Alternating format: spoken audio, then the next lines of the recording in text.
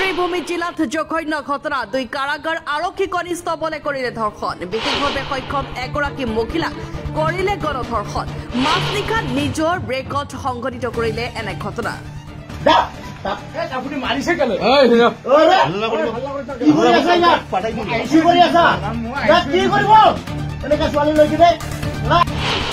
কৰ্তব্যৰত আৰক্ষীৰ জোৱানে প্ৰত্যক্ষ কৰি হাতে ৰুটি আটক কৰিছে দুজনক গ্ৰেপ্তাৰ কৰা হৈছে দুজনকৈ নিৰাপত্তাৰক্ষীক ব্ৰজেন কলিতা আৰু হৰেশ্বৰ কলিতা নামৰ দুই নৰপেখাছে সংঘটিত কৰিলে এনে জঘন্য ঘটনা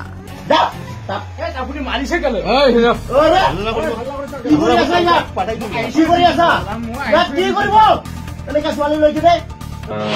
কেছটো ৰেজিষ্টাৰ হৈ লওক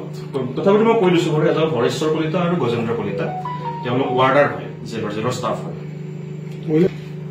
কেম্পাছতে জেল কেম্পাছ যিটো residential area jail within jail campus যিটো ৰেচিডেঞ্চিয়েল এৰিয়া তাত ঘটনা সংঘটিত হৈছে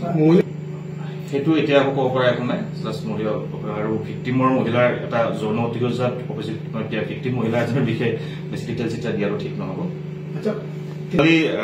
প্ৰায় মাজনিশা ১:১:৩০ বজাত ডিষ্ট্ৰিক্ট জেলৰ পৰা আমাৰ যিখিনি চিকিউৰিটি পাৰ্চনেল থাকে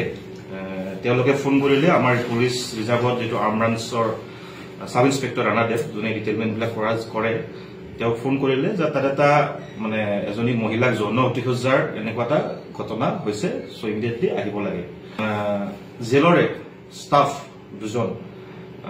মানে এজনী মহিলাক যৌন অতিক্ৰমণ চলাইছিলে মহিলাজনীকেও তাত আছিলে আৰু লগতে আমাৰ যি চিকিউৰিটি ষ্টাফ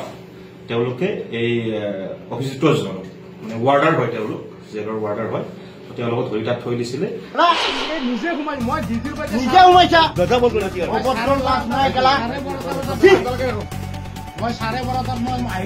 নিচিনা চাগে কেলা ছোৱালী আছে চাগে আপোনাৰ অভদ্ৰ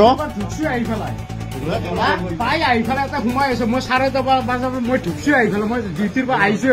মই কলিতাক মাতি দিয়ে 12:30 বজাত মই ঢুকছো আহি পেলাই কি কথা কৈছো মই আহিছো ডিউটিৰ পৰা মই 12:30 বজাত মই ডিউটিৰ পৰা আহি সোমাইছোৱে মই ডিউটিৰ পৰা ৰিপৰ্ট এণ্ড